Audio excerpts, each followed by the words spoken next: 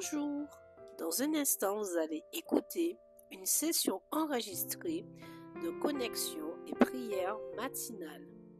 Un moment d'encouragement et de prière dédié aux célibataires avec un temps de lecture de la parole de Dieu avec un partage autour d'un thème. Même si vous écoutez en différé, nous croyons que ces moments vont tout autant vous faire du bien car la parole de Dieu est vivante. Installez-vous et ouvrez votre cœur à ce que Dieu veut vous dire.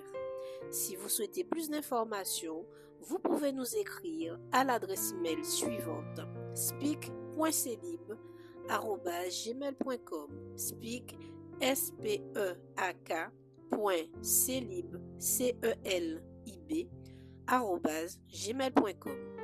Je vous souhaite une excellente écoute. Soyez bénis. Bienvenue à ce premier moment des vacances et premier moment des vacances, et je crois que le Seigneur va nous faire du bien au travers de ces moments. Et donc, en tout cas, le thème de ce matin pour ce premier moment de connexion prière matinale, c'est vivre l'amour de Dieu, expérimenter en tout cas l'amour de Dieu. Et comment ce sujet-là m'est venu? C'est parce que lundi, j'écoutais un morceau en anglais qui s'appelle I Love You Lord. Mais en fait, c'est un morceau qui dure une trentaine de minutes. Et pendant une trentaine de minutes, l'interprète en tout cas, parce que je sais pas si elle les chante ou si c'est quelqu'un qui chante juste comme ça. Pendant 30 minutes, elle disait combien elle aimait le Seigneur. Pendant 30 minutes. Et ça m'a impressionnée. Ça m'a impressionnée. Et il y a une chose que je me suis rendu compte, c'est que moi-même, c'est vrai que je dis pas assez. Alors, je sais pas si vous vivez ça. C'est vrai que je dis pas assez au Seigneur que je l'aime. C'est peut-être banal, hein. Je sais pas pour vous. Je dis pas, je vais dire beaucoup de choses au Seigneur, mais juste être là, pas lui demander quelque chose en particulier. Juste lui dire que je l'aime. Elle a fait que ça. Elle a pas prié. Elle louait que ça en disant j'aime le Seigneur. Et donc c'est vraiment quelque chose qui m'a interpellée. Et aussi, le rappel très important que beaucoup de défis, beaucoup de circonstances peuvent nous faire omettre ce que Dieu nous aime. C'est que Dieu nous aime plus qu'on l'imagine. Dieu nous aime au-delà de tout ce que l'on peut vivre. Dieu nous aime au-delà des incompréhensions, au-delà de l'attente. Parce que je le rappelle, c'est un temps de connexion pour les célibataires. Donc les sujets et les pensées, en tout cas, vont être orientés vers ce sujet-là principalement. Et il faut on doit se rappeler en tout cas que l'amour de Dieu, c'est la base de l'évangile.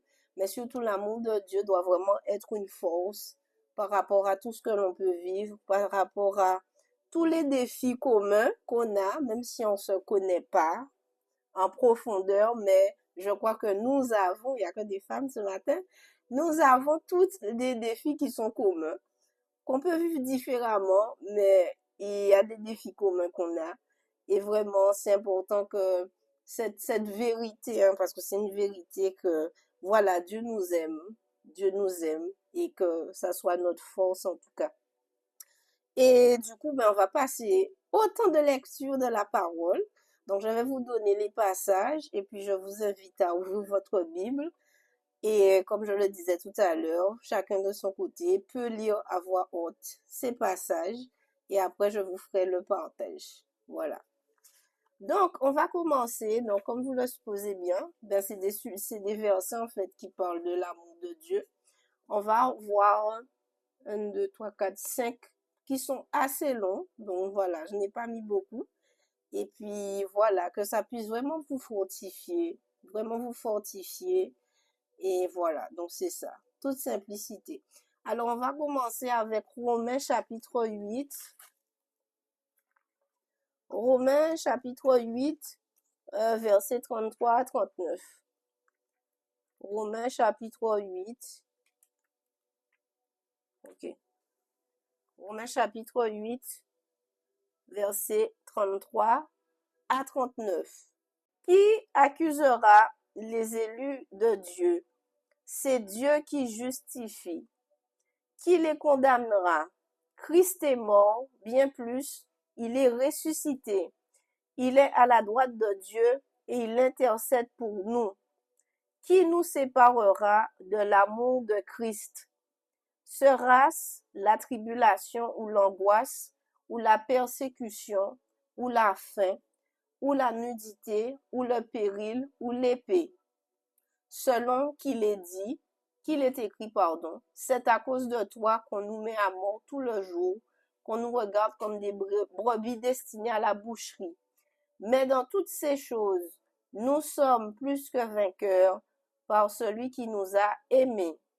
Car j'ai l'assurance que ni la mort, ni la vie, ni les anges, ni les dominations, ni les choses présentes, ni les choses à venir, ni les puissances, ni la hauteur, ni la profondeur, ni aucune autre créature ne pourra nous séparer de l'amour de Dieu manifesté en Jésus-Christ notre Seigneur.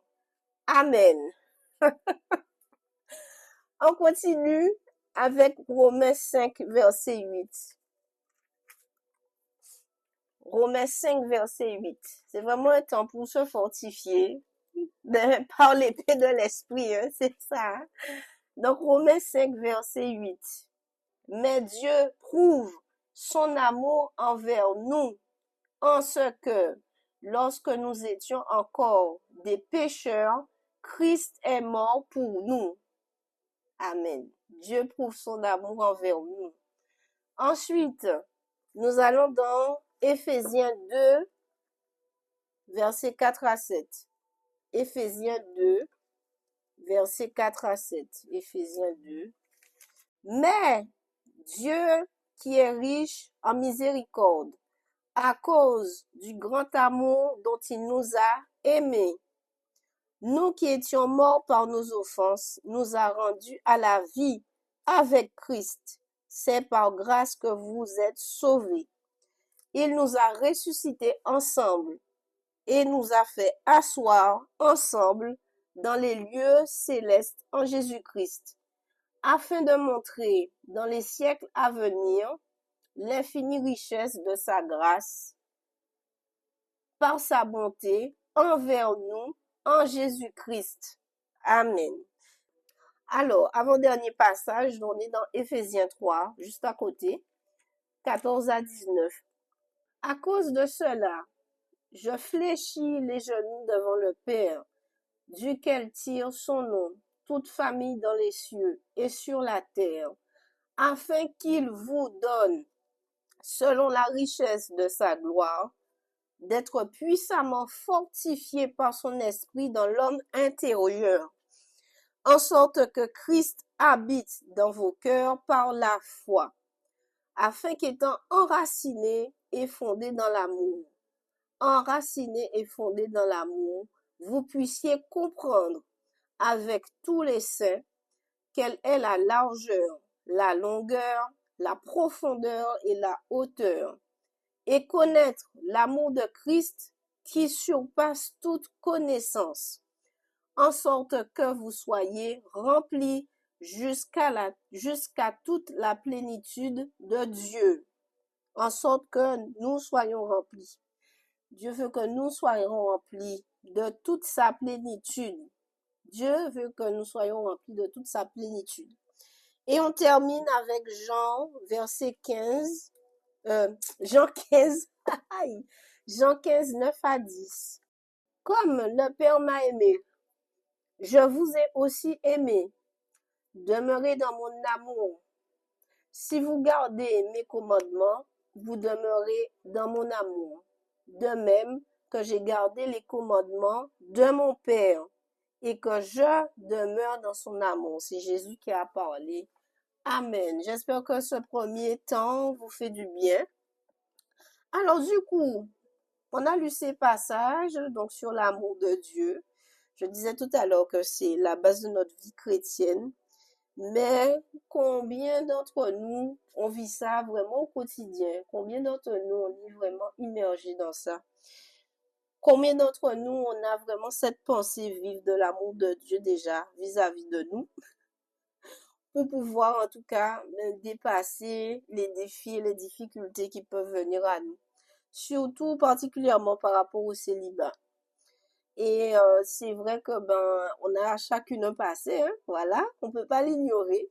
C'est vrai que toutes choses anciennes sont passées, mais quelquefois quand il y a des expériences, il y a des manques, il y a des choses qui sont pas encore traitées, ça peut donner une fausse perception de l'amour en fait. Et ça peut empêcher de pleinement vivre l'amour de Dieu, déjà pour soi, et vivre l'amour de Dieu par rapport aux autres. Parce que Dieu demande d'aimer. Il y a des fois des gens compliqués, on le sait, et c'est pas facile. C'est pas facile. Et pourtant, voilà, Dieu demande qu'on demeure dans son amour, on vient de le dire. Et l'exemple que j'avais, c'est que des fois on peut penser que Dieu nous a oubliés, hein. Pas strictement pour le célibat, mais on peut penser que Dieu nous a oubliés. Enfin, on peut accepter cette pensée que Dieu nous a oubliés. On peut penser que Dieu nous a mis tout en bas de sa liste parce que les choses ne bougent pas, parce que on voit pas de changement, parce qu'on voit pas la bénédiction.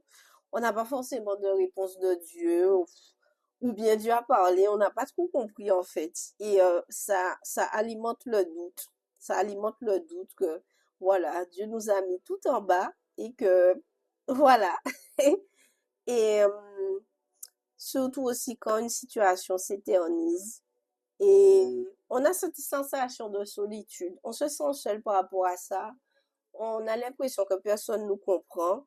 Et voilà, ça crée de la frustration. On peut penser aussi parfois que Dieu nous aime pas alors qu'on a pensé qu'on a fait tout ce qu'il fallait et que normalement la bénédiction doit venir parce qu'on estime que, ben voilà, j'ai fait tout ce qu'il fallait et donc maintenant il faut, Seigneur, que tu me bénisses. Il faut que tu me bénisses parce que voilà, j'ai fait par mes propres forces, hein. J'ai fait par mes propres forces et j'estime que tu dois me bénir. C'est pas normal que je fasse des efforts, Seigneur, et que tu me donnes pas ce qui m'est dû. Et des fois, on est dans cet échange avec Dieu, ça peut arriver. Et en fait, ça nous écarte en fait de cette vérité que je redis encore ce matin. Dieu nous aime. Dieu nous aime. Et peut-être si quelqu'un ici a pensé que Dieu ne l'aime pas, j'aimerais juste lui poser ces questions, les questions suivantes. Alors, si effectivement Dieu ne t'aime pas, pourquoi est-ce qu'il a envoyé Jésus à la croix pour nous sauver? Pourquoi est-ce qu'il a donné son Fils par amour pour nous sauver? Pourquoi est-ce que Dieu a voulu qu'on soit réconcilié avec lui? Pourquoi est-ce que Dieu a voulu que l'on soit plus ses créatures et qu'on soit ses enfants? Il y a une différence quand on est simplement créature et enfant. Pourquoi est-ce que Dieu a mis tout ça en place? Pour que tu reviennes à lui en fait. Pourquoi il a fait tout ça? Pourquoi surtout il a laissé celui qu'on appelle le consolateur, celui qui nous conduit dans toute la vérité, celui qui nous appelle le Saint-Esprit. Tout ça, ça a été fait par amour. Tout ça, ça a été fait par amour. Et il faut pas que tu laisses, en tout cas, les frustrations te faire, les déceptions, en tout cas, te faire penser que Dieu ne t'aime pas. C'est un mensonge qu'il faut détruire. Et pour détruire ça, c'est par la puissance de la parole. C'est la puissance de la parole. Et vraiment que nous puissions réaliser en tout cas que le Père nous aime plus qu'on puisse le comprendre et l'imaginer. Ses pensées ne sont pas nos pensées, ses voix ne sont pas nos voix. Et sa manière de faire, il y a des choses effectivement qu'on va pas comprendre, son fonctionnement. Mais par son esprit, c'est possible. Par son esprit, c'est possible. Et j'aimerais nous rappeler aussi en ce matin que l'amour de Dieu est inconditionnel. Et je vais simplement, il y a quelqu'un qui est arrivé, je l'ajoute. Ok. Et j'aimerais simplement ajouter ça, c'est une situation que j'ai trouvée par rapport au fait que l'amour de Dieu est conditionnel. Tu ne peux rien faire pour que Dieu t'aime davantage ou t'aime moins, car il t'aime déjà parfaitement et pour toujours. Non seulement l'amour de Dieu est inconditionnel pour nous, mais c'est un amour qui est éternel. Et il dit d'ailleurs que jamais il va nous abandonner. Il va jamais nous abandonner. Et on doit se rendre compte aussi que il y a plusieurs choses. On a l'amour du Père en qualité d'enfant de Dieu que nous sommes. Nous avons l'amour du Père. Nous avons l'amour de l'époux, à savoir Jésus-Christ, notre bien-aimé. Nous avons un époux qui nous aime. L'époux qui aime son église, on ne peut pas imaginer à quel point il aime son église. Il cherche à purifier l'église. Il cherche à la rendre parfaite. L'église qu'il a lavée par son sang. Il y a cet amour-là. Et nous avons en nous le Saint-Esprit. Le Saint-Esprit, on dit dans la parole que c'est un esprit de force, d'amour et de sagesse. Et cet esprit-là est en nous. Donc, sur toute cette base-là, il y a des pensées à rétamer par la puissance de la parole. Il y a des pensées là qui doivent plus nous conduire, malgré ce que l'on vit. Malgré ce que l'on vit, il faut que nos pensées soient cadrées sur la parole de Dieu. Et je veux déclarer aussi en ce matin que l'amour de Dieu est plus grand que le rejet. L'amour de Dieu est plus grand que la peur. L'amour de Dieu est plus grand que toute carence affective. L'amour de Dieu est plus grand que toute déception amoureuse, passée et présente et future. Voilà. Amen. L'amour de Dieu est plus grand, plus grand, plus grand que ça. Et pourquoi on doit saisir ça? Surtout en tant que célibataire, voilà. Surtout en tant que célibataire, pourquoi on doit saisir l'amour de Dieu pour nous?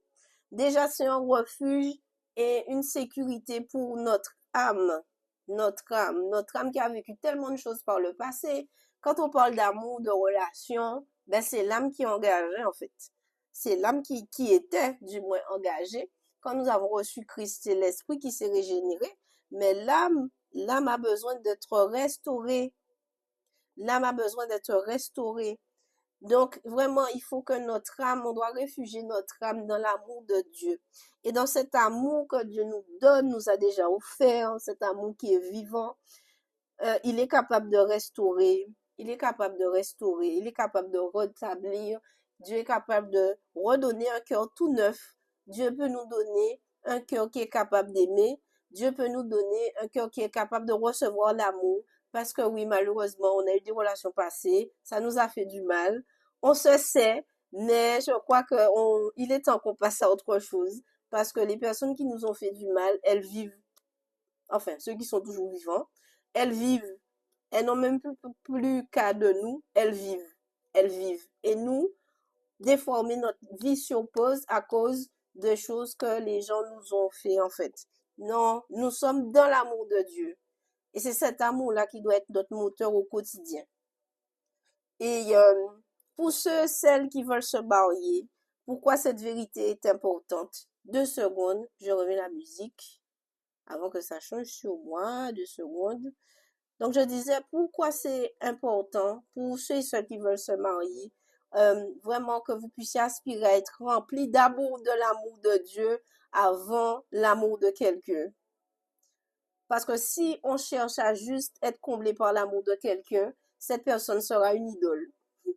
Voilà, je vous dis la fin de l'histoire. Et en fait, quand on est rempli de l'amour de Dieu, on est capable d'aimer la personne selon Dieu. On va pas faire d'efforts pour aimer la personne. Et surtout, sachant que Dieu nous a accueillis avec notre méchanceté, avec nos défauts, avec nos failles, avec tout ce qu'on trouve pas de bon en nous. Hein? Toutes les choses qu'on n'aime pas en nous, Dieu nous a accueillis et nous accueille. Dieu ne nous tourne pas le dos. Donc, quand on est rempli de l'amour de Dieu, en fait, on sera en mesure d'accepter, c'est ça, d'accepter la personne avec ses failles, ses défauts, ses échecs, ses trucs que, voilà, c'est plus compliqué. Et on va se dire, ok, la personne, elle est en évolution comme moi-même. Donc, je vais faire preuve de miséricorde. Bien entendu, ce sont des choses avec équilibre et sagesse. Parce que si la personne a vraiment un défaut qui ne plaît pas à Dieu, non, je pense qu'on ne peut pas accepter bien sûr, il y a un cadre, et ce cadre, c'est l'amour de Dieu, en fait. Parce qu'il y a toujours la repentance qui est possible. On se repent pour multiples choses. Donc, c'est ça. J'espère que vous comprenez ce que je veux dire. Ça va? OK. Et de façon générale, si on cherche pas à être rempli, comblé même de l'amour de Dieu, euh, tout ce que aujourd'hui nous constatons comme faille, nous constatons comme chose là qui nous embête, mais voilà, on a envie que ça finisse dans notre vie, voilà, on se comprend. Si toutes ces choses-là, en fait, on n'est pas comblé par l'amour de Dieu, ces choses-là qui constituent des manques en nous, des manques aussi affectifs, on va chercher à le remplir par autre chose, parce que la nature a horreur du vide. Et inconsciemment, on va vouloir plus chercher une relation pour combler un manque qu'on a, et non, ça va pas le faire. Ça va pas le faire. C'est pour ça que l'amour de Dieu, ça doit être vraiment notre rempart. Que vraiment tous les jours, on va prier tout à l'heure. Mais je pense que c'est un sujet à maintenir quotidiennement. Seigneur, vraiment, que je sois rempli de ton amour, que je sois rempli, que ton amour en moi s'en manifeste. Parce que l'Esprit de Dieu a mis l'amour dans nos cœurs. L'Esprit de Dieu, c'est dans Romains 5 qu'on n'a pas lu ce passage-là, mais le Saint-Esprit nous a déjà donné l'amour. Il s'appelle l'Esprit d'amour, donc l'amour est déjà là en fait. Donc ne prions pas particulièrement pour que Dieu nous donne son amour. Il l'a déjà fait. Soyons efficaces aussi dans la prière. Il y a des choses que Dieu nous a données et c'est pour ça qu'on vraiment doit être pleinement conscient pour ne pas prier pour des choses que Dieu nous a données déjà. Amen. Et je parlais de défis. On a des défis communs. On a des défis communs. On a la solitude parfois, surtout quand on passe par des temps compliqués. On a besoin que quelqu'un prie pour nous, il n'y a personne. On se sait. Enfin, je vais parler pour moi parce que, voilà, il y a des fois, on peut passer par des moments compliqués, mais en fait, on peut pas être entouré de 10 000 personnes. On aurait voulu qu'à ce moment-là, c'est juste une personne. C'est juste une personne qui soit avec nous, mais elle n'est pas là, en fait. Et c'est frustrant.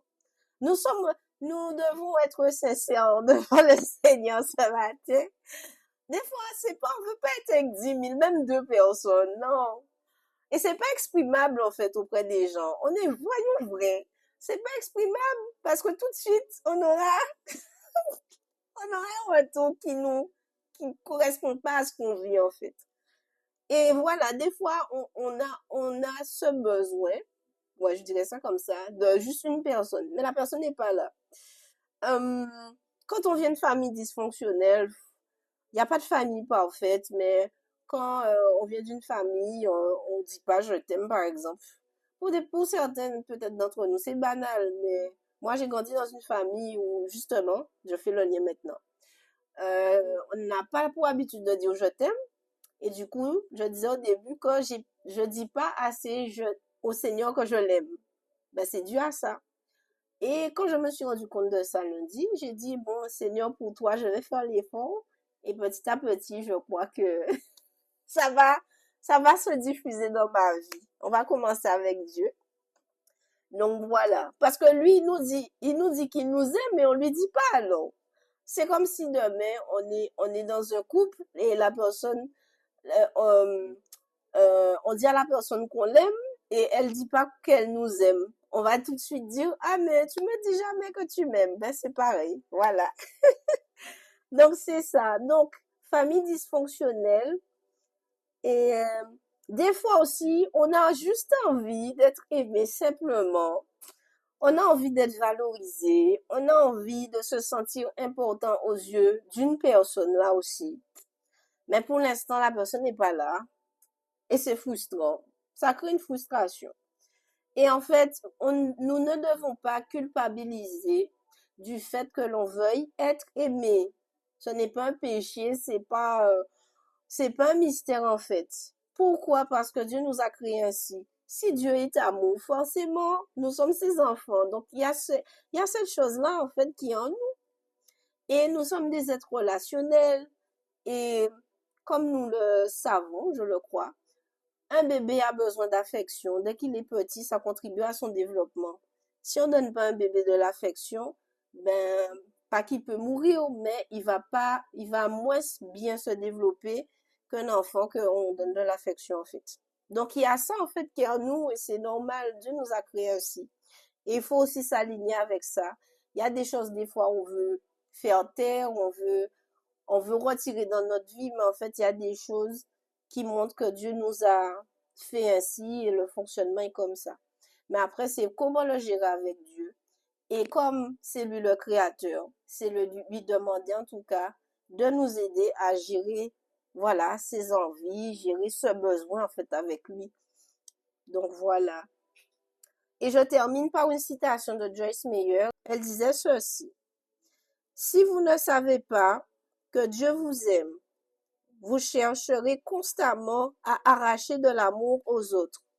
Si vous ne savez pas que vous avez de la valeur en Christ, vous demanderez aux gens de vous donner une sécurité qu'ils ne peuvent pas porter.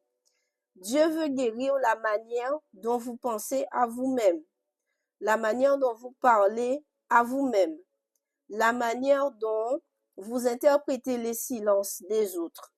Il veut vous libérer des paroles d'échec, de dévalorisation qui vous ont marqué. Ces voix ont pu être fortes, mais elles ne sont pas finales. Dieu dit que vous êtes aimés, vous êtes rachetés, acceptés en Christ. Votre vie a de la valeur. Ce que Jésus a fait est plus puissant que ce que les gens ont dit de vous. Et quand cette vérité descend profondément dans le cœur, vous commencez à vivre différemment. Voilà. Il y a des réalités à saisir. Il y a des choses pour lesquelles Jésus intercède. On n'est même pas au courant. On n'est même pas au courant des plans que le diable veut mettre sur pied. Mais Christ intercède. Il connaît toute notre vie. Il sait ce qui va arriver. Et il intercède pour que des choses graves, en tout cas plus graves, n'arrivent pas. C'est vrai que s'il y a des écarts, s'il y a des choses, bon, qui arrivent malheureusement parce que c'était pas dans la volonté de Dieu, ça c'est le résultat d'un choix qu'on a fait parce qu'on n'a pas été attentif au Saint-Esprit, on n'a pas ou par ignorance aussi parce que faute de connaissance le peuple périt. Donc vraiment que vraiment on puisse vraiment être enraciné comme le passage le disait, qu'on soit enraciné dans l'amour, hein, parce que l'amour c'est la base de tout. L'amour, c'est la base de tout. Quand on réfléchit bien, c'est la base de tout. On doit tout faire avec amour. Si on fait pas les choses avec amour, avec cœur, ça n'a même pas de valeur aux yeux de Dieu, en fait. Parce qu'il dit aussi que, voilà, vous m'honorez des lèvres, mais vos cœurs sont éloignés de moi. Donc vraiment que le Seigneur nous permette d'avoir un cœur qui soit toujours enraciné dans son amour. Eh bien, sans plus tarder, on va prier. Ah, merci Seigneur. Je dis merci, nous rendons gloire à Dieu en ce matin. Merci Seigneur pour ton amour, vraiment. Nous voulons te bénir, vraiment te rendre l'action de grâce pour cet amour, Seigneur, qui n'a pas de fin, un amour qui est éternel. Et vraiment, au travers, Seigneur, de ce qui a été partagé, que vraiment tu puisses consolider déjà ce que l'on sait de ton amour, même si c'est infime, Seigneur, mais ce n'est pas rien. Ce n'est pas rien, Seigneur. Merci déjà pour tout ce que tu as déposé. Merci, Seigneur, pour ton amour que tu as manifesté, Seigneur, déjà à la croix par ton Fils Jésus-Christ. Mais merci, Seigneur, pour l'amour que tu as déjà manifesté, que tu manifestes et que tu manifestes encore, Seigneur, dans toutes ces petites choses de la vie, des choses qu'on ne considère pas. Mais Seigneur, si c'est pas ta main, Seigneur, si c'est pas ta grâce, Seigneur, si c'est pas ton amour, Seigneur, on ne bénéficierait pas de cela. Alors, Seigneur, je prie vraiment que notre regard et notre cœur changent, Seigneur. C'est toi qui as la capacité de le faire. Que tu puisses changer nos regards et nos cœurs pour vraiment être concentrés, Seigneur, sur toutes ces petites choses, que ce soit respirer, que ce soit la santé, que ce soit le fait, Seigneur, que tu pourvois, que ce soit, Seigneur, le fait que tu réponds aux prières. Ça, c'est un acte d'amour que tu manifestes. Que tu prennes le temps de nous écouter. Seigneur, c'est une manifestation de ton amour. Que tu prennes le temps de répondre. Que tu prennes, Seigneur, le temps de nous réorienter, nous recadrer, Seigneur. Tout ça, c'est une manifestation de ton amour. Et vraiment, nous voulons prendre ce temps ce matin pour te dire merci. Et je veux prier, Seigneur, afin que tu nous envahisses de ton amour. Envahis-nous de ton amour. Que vraiment notre manière d'aimer puisse changer, mais surtout qu'elle soit alignée à comment tu aimes. Même si l'autre en face de nous ne nous aime pas, c'est pas grave. Tu nous demandes, Seigneur, d'aimer. Donne-nous, Seigneur, de dépasser toutes sortes d'offenses. Donne-nous, Seigneur, de dépasser toutes sortes de déceptions, quelle que soit la cause. Donne-nous, Seigneur, de dépasser, Seigneur, toute méchanceté que on a pu vivre, qu'on a subi, Seigneur, quel que soit le temps, passé ou présent. Seigneur, que ton amour, Seigneur, soit fondé et raciné dans notre cœur, afin de pouvoir surmonter tout cela. Parce que nous reconnaissons ce matin que c'est difficile. Des fois, nous n'avons pas les mots. Des fois, Seigneur, nous n'exprimons même pas la frustration, mais elle peut demeurer dans notre cœur. Alors, Seigneur, par ton amour, balaye, Seigneur, en ce matin, toute déception, toute frustration, toute incompréhension, Seigneur. Et que tu aides quelqu'un ce matin à avancer, que tu aides quelqu'un, Seigneur, à aller de l'avant. Que tu aides aussi, Seigneur, quelqu'un en ce matin à pardonner pour qu'il avance.